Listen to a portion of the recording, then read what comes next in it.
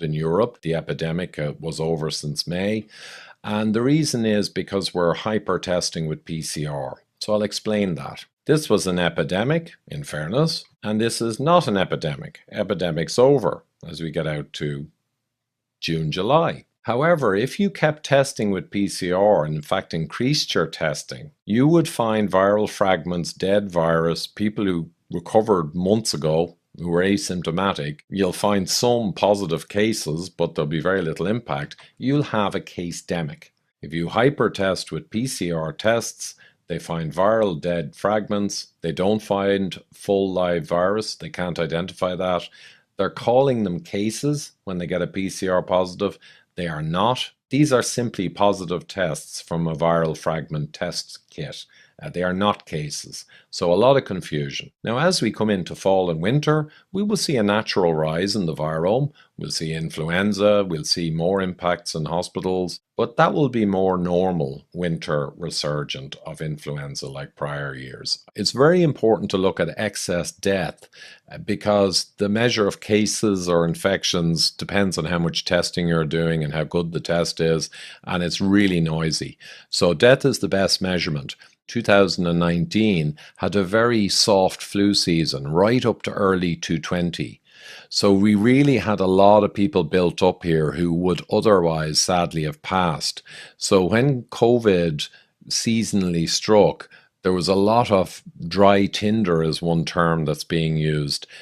All those aged, susceptible, comorbid who are around to sadly be hit with the coronavirus. So the main difference is that Corona, the season was very short and sharp.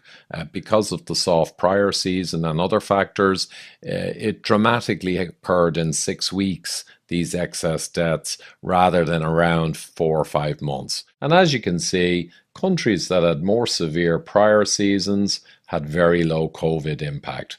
And conversely, countries that had soft prior seasons tended to have high COVID impact, as you would expect. Now, some people may comment that, oh yes, but we did lockdowns and masks and things this year, but they have been shown to have very little impact, even in the Wall Street Journal now, slowly, reluctantly acknowledging that lockdown was a massive mistake and will cause far more death than it ever saved. So have we seen this before, like the case-demic phenomenon? And this is important. This is from a government document, and it shows the H1N1 swine flu, where there were actual impacts in 2009 in the winter, and people died, not nearly as many as were modelled. But a fascinating thing happened then. They brought out a rapid PCR test called flu chip, and they started testing like crazy. And all during that summer, when the deaths were gone from swine flu, there was a freak out with huge tests and all the media going crazy, but no one was dying. So that was a case-demic. And they kept pushing it even into the fall, right? But H1N1, there were no real deaths. It had passed in its first season, as mostly they do. But there was a case-demic going on and a lot of hysteria until eventually they gave up on it. Så befinder vi os i virkeligheden i endnu en verdensomspændende testresultatpandemi, ligesom tilbage i 2009. Problemet er vores manglende forståelse af, at en såkaldt smittet person ikke er det samme som en syg person, og hvad det faktisk har betydning. Det er heller ikke alle, der opdagede fokusskiftet i retorikken, da vi gik fra at tale om reelle konsekvenser og over til at tale om potentielle konsekvenser.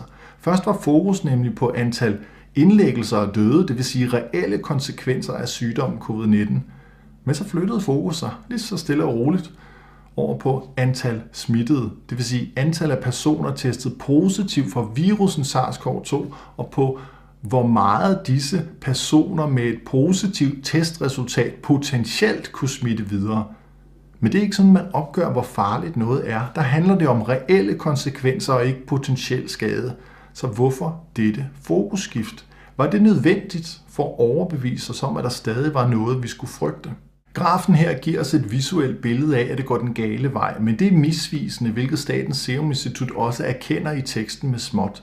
Smittetallet nu og i starten kan ikke sammenlignes, uden at den eksponentielle stigning i massetestning indregnes. Og det er jo logik, for det er ganske almindelig procentregning.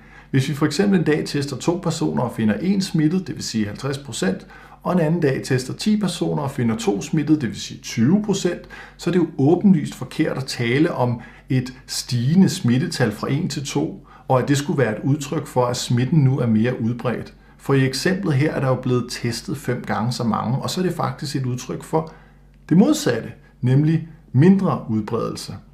Hvilken procentdel af de testede, der er positive, det kunne eventuelt være relevant, men ikke det absolute tal, når præmissen for indsamlingen ikke er den samme. Så hvad har vores politikere gang i? De kan da godt procentregning. Så spørgsmålet er vel, om vi med fuldt overlæg er blevet ført bag lyset her. Vil vi overhovedet kunne se tegn på en pandemi, hvis vi ikke massetestede, og hvis der ikke var pressekonferencer, tv-reklamer og plakater alle vegne, der dagligt mindede os om, at vi skulle stoppe smittespredningen? For uden alt det, vil vi så overhovedet kunne se eller mærke nogen forskel i vores dagligdag og ude i den virkelige verden?